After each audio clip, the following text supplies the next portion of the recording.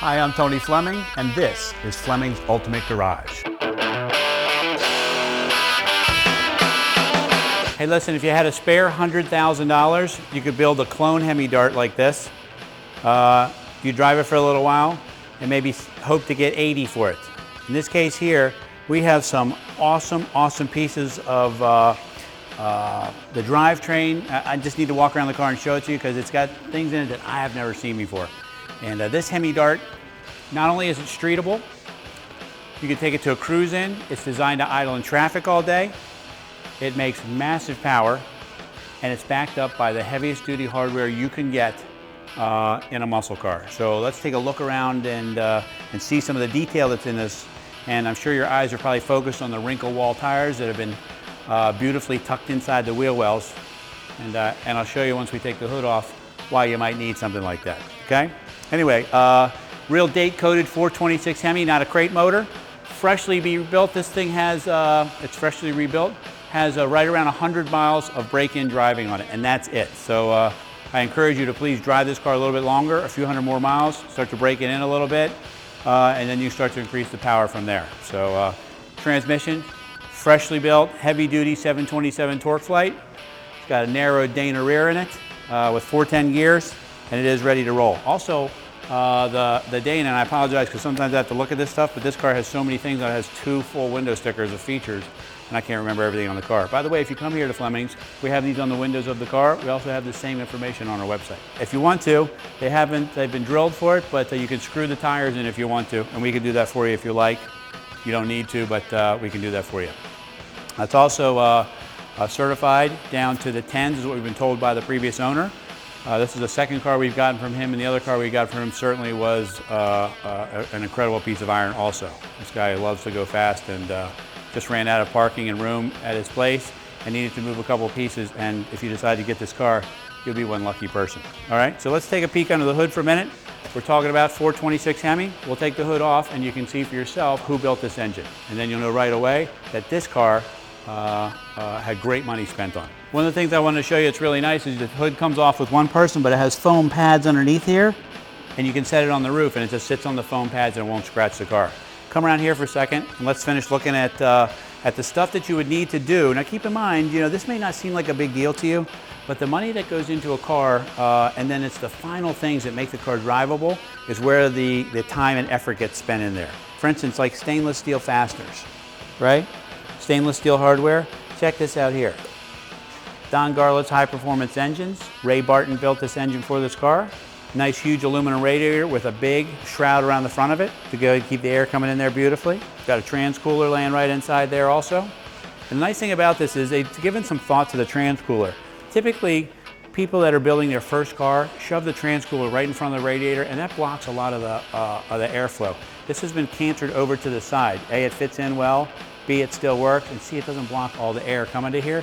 And that was the idea behind building this car, that would be a streetable 500 or 600 horsepower car. So I give that range in there because we haven't had a dyno, but we've been told it's close to 600. I like to say 500, and if you get extra horsepower out of it, good for you, okay? Disc brakes all the way around. 4-wheel disc brakes. Weld wheels. This is nice too, you know, although the factory HEMI cars, street cars, not the darts, but the street cars, came with 2 4-barrels for, you know, mostly for looks and things like that. The truth of the matter is, they go faster with a big fat Holly. I believe this one here is a 1050, and it just starts and runs really, really nice. Idles all day long. It's not ridiculously loud. It doesn't shake itself to death. But you know for a fact when you pull up into a car show in this vehicle, especially at night, everyone will stop talking. HEMI Dart, enough said. Let's take a peek inside so you can see what's happening while you're rolling down the road. Beautifully recovered interior in here. New carpets, door panels, seat covers, dash, pedal dress up, shoulder harnesses in the back here. It's got a roll bar, it's got full gauges here. And if you wanted to, what we could do for you is, if you didn't want all of this right here, we could mount this down below. And that would clean up the whole dash a little bit more if you wanted. That would be pretty cool. Now I love this shifter here. They call this a sidewinder. And the great thing about it is, there's really no way to make a mistake. You're in first gear, right? All you do is pull it back. That's second gear, no way to make a mistake. Slap it to the side, and there's third gear. Can't make a mistake. You can't get in, you can't even get to reverse gear. You can't miss a gear. it's really set up for a no-brainer.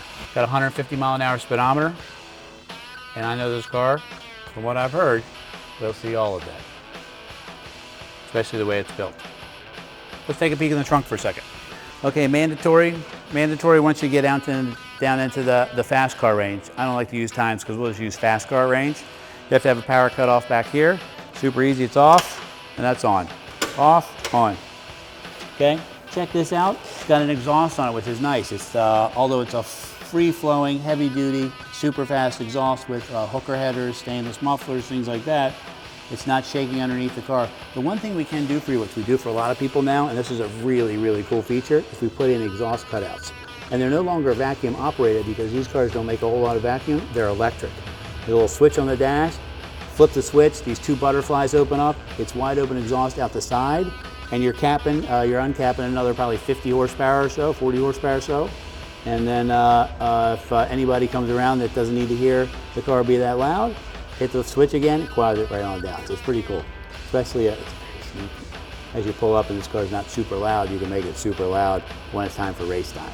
Anyway, I wanted you to peek under here if you could, because this is a lot of detail. There's a lot of money spent under here. I'm hoping the camera can get the light. There's a narrow Dana in there. Beautiful high flow and fuel filter here, and then again up front.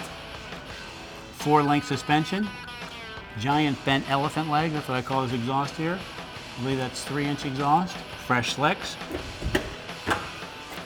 Okay, check this out, a little more detail. Twin batteries, fuel cell with a gas gauge, which is meant, remember I was talking about being able to drive on the street? You can drive on the street and it's not just a race car that you trailer off. You can go anywhere. It's got turn signals, it's got headlights, it's got everything you need to make it to wherever it is you need to go. And look, this is what I'm talking about. No rubber lines are used here. This is AN fittings, braided steel lines, beautifully detailed trunk. You see the roll bars welded in properly. Everything's painted, fresh gaskets, bumper trim, things like that. Just a beautifully done car. And this is the detail that you're paying for. This is how you get to 100 grand.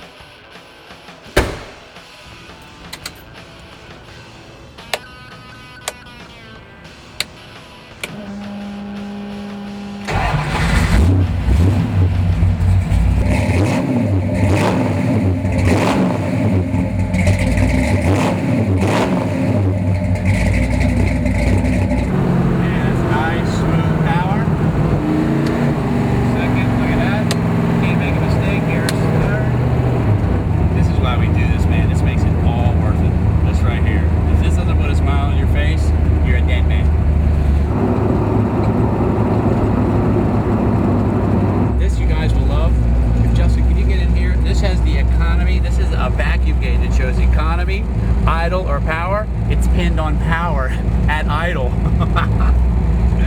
But as far as smooth and everything like that, we just put fresh batteries in it. And man, it stops so easily. And I will say this car originally was a 4-speed car. So if you wanted to put a 4-speed in it, the whole clutch pedal assembly and all that stuff is down there. It's 100 out here today. 100, this thing's running 190 in traffic. Where it's stop and go bumper to bumper traffic, run at 190. Great oil pressure at idle. Look at this. Look at all that oil pressure. Dude, let me tell you what, if you can afford to buy this car, you cannot build this car for twice this amount. You can't. You know, they built very few of the original coated HEMI darts, so they could go racing. They had to sell them as street cars. To get one like this, you know, those cars have been selling anywhere between $500,000 and $750,000. Those cars are expected to go over $1 million one day. And because there's so few of them, they're pretty impressive. Anyway, this one here, you're talking about a great reproduction. We're talking about the best bits you can buy, from the 4-wheel disc brakes to the Dana rear, 727, a Ray Barton built and labeled a HEMI in here. With updated, like the radiator and just all the pieces to make this car so drivable on the street. And all I say to you is, like, if you can afford a car like this, it's priced at 45 grand. That includes free enclosed door-to-door shipping. The engine alone was over $20,000, just the engine. Paint was another $7,000, the interior was $3,000, the rear end, having it narrowed with the wheels, tires, and everything was $5,000. I mean, this goes on and on. The suspension was another $3,000 with the coilovers. You couldn't build this car for twice this price, and it's pretty cool. Anyway, we're very proud to present a real street screamer. 70 HEMI Dart. Call us 301-816-1000, and we'll tell you all about it.